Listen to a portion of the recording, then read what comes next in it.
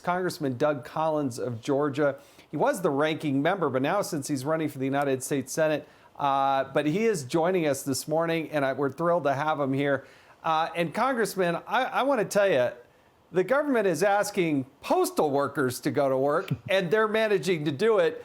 But Nancy Pelosi doesn't seem to want Congress to go back to work. What's up with that? Oh, Jason, you know this. She likes being in control. As long as she can keep us out of there, it's just leadership that makes decisions. We've seen this before. And when she can centralize the leadership, then she centralizes the focus on her instead of the American people, instead of the agenda. Speaker Pelosi has made this more about her and her agenda than she has what the president has done. The president has been leading. The president's been leading from out front, him and the vice president. They've been doing what needs to be done. We need to start coming back in, but yet Speaker Pelosi seems to want to hold those brakes because she likes to hold the control. That's what it seems like to us, because there's no reason the House should not be beginning to come back in. We can make the arrangements. We can do what we need to do, but I believe this is about control. We've seen it from Speaker Pelosi through sham impeachment, through Mueller, through everything. She likes to have control, and that's what this is all about. Yeah, Congressman, the president giving her every opportunity. But here's a joint statement, raised an eyebrow for me, from Nancy Pelosi and Mitch McConnell, saying Congress is grateful for the administration's generous offer to deploy rapid COVID-19 testing capabilities to Capitol Hill, but we respectfully decline the offer at this time. Our country's testing capacities are continuing to scale up nationwide, and Congress wants to keep directing resources to the frontline facilities where they can do the most good most quickly. Well, the president tweeted in response to that saying, "No reason to turn it down except politics. We have plenty of testing. Maybe you need a new doctor over there. Crazy Nancy will use it as an excuse not to show up to work." I'm not quite sure why Mitch McConnell signed on to that joint statement since he's opening up the Senate. But is there any conceivable reason? I mean, you said control, and that's right. But the nation's business is supposed to be happening here, and she's AWOL. Well, it is. And I mean, look, we can make all the jokes. She may like her ice cream in San Francisco. I mean, she might like staying home, flying back and forth. But again, it's about control. And I think this is the concern for most of us. I've been working 24/7, it seems like, for the last little bit on the response here in Georgia. I've been having to do it from my home. I've been going out to our office. We've been doing the things that need to be safe. But it's also time for us to get back and start looking ahead. And when we start looking at not only the response that we've had, let's make sure that we can have our committee hearings to make sure the proper aid is going where it needs to be going. We've had people who've not been getting aid. Why is that true? Let's make sure that we're doing what we should do in Congress. But then we've also, frankly, we've got to look forward. Our country is reopening. We've got National Defense Authorization Act. We got appropriations bills. It's time for us to get back and show leadership. Leadership leads from the front, not from the back. Nancy Pelosi needs to bring the House back in, or at least have a plan to do so. Right now, we don't even have a plan to come back in. Let's talk about some of these states that are going to be reopening, easing restrictions, I should say, tomorrow. You can take a look at the map here, 11 states. And in Georgia, Georgia's been the topic of a lot of conversation the last week. Some businesses have chosen to open, others have not. Here's a quote from the Georgia Restaurant Owners Group, and this reads, quote, "Restaurant operators understand the serious challenge ahead of our industry and our enormous responsibility to manage this crisis thoughtfully. We agree that it's in the best interest of our employees, our guests, our community, and our industry to keep our dining rooms closed at this time. Recognizing that each operator faces incredibly difficult decisions on the path ahead, we affirm the fact that public safety is the top priority as we navigate the challenge." Sir, at least they have the choice to be able to reopen, if they want, but some people are choosing not to, and that's their decision. But other states, they don't have the choice right now.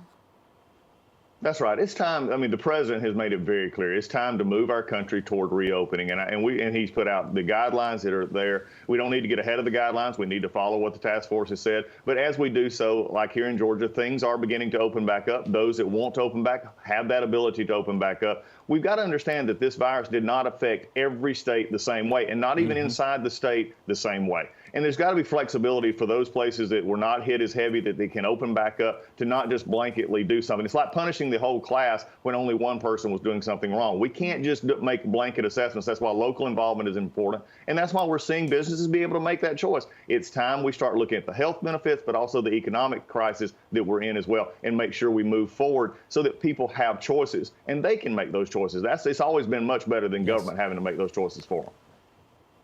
Yeah, Congressman, I think you're absolutely right. If a business chooses not to open, that's their right as well. But in this little time we have left, I want to get your take on this General Flynn situation. There's this deep concern. You and I personally have both been involved in this about the upper echelon of the FBI. I worry that it has not been cleaned up, but the revelation of these new documents and these new notes about the intent and the planning, the ambush, if you will, that happened with General Flynn there in the White House. What's your take on that, and where do you see that going next? Jason, I'm glad you brought that up, because you and I and many others have been looking at this. We know that this was going on. We could tell it. We could sense it through the documents. We knew that if we could just continue to find out, we would see that the corrupt cabal that was over there of Comey and Page and Strzok and McCabe were moving toward this. And Jim Comey, who, this whole process has brought out the fact that he used, and he said it, used the first weeks of the administration to attack basically this presidency. He had already been doing it through the candidacy. Just shows that the S on his chest that he wants to say is Superman is simply shame. I want to also remind your viewers, this is important. If they can do this to General Flynn, they can do it to anybody. But remember, McCabe, Mr. Andrew McCabe, was one that actually approved this, went along with it. He lied to his own colleagues, was not charged. He was fired, but he was never charged. But yet they charged General Flynn with lying, not the Russian collusion. This has nothing been more than an attack on a candidate and then a sitting president. That's why this has to be investigated and has to stop. Well, there is an investigation ongoing. The president referred to it yesterday in a tweet. He said the Russia hoax is the biggest political scandal in American history. Treason. Let's see how this ends. Question mark. So you've got Bill Barr, you've got Durham out there doing this investigation. What sense, reports are they've been in communication very regularly. Where does this end? Well, Bill Barr set a great standard on investigating what happened here in the corruption outlook. He also appointed another U.S. Attorney, Jensen, to actually look into this Flynn case. And I think that's why you're seeing movement now. But when you see notes come in that where they actively were targeting General Flynn, they were actively subverting what should happen in the rules and protocols that they should have. I think Durham is building a case. I think Durham has got access to everything that he needs. And it's also why I believe you see a lot of what I'll call the cabal scurrying around, because they're scared of what's going on. I think we're going to see accountability. That's what we've all wanted from day one. And it's time to do that. You should never be able to attack a candidate for president just because you don't like him, to have insurance policies or whatever else you want. You can attack them and use the FISA court and use the other methods at your availability. Because like I said, if they can do it to a candidate and a president, they can do it to you and me. Well, and I think it's hard for a lot of people in the public who watch and, they look at the headlines and they see all the back and forth. And for a lot of people who then might lose faith in, our officials, that now more than ever, it's important that we have that.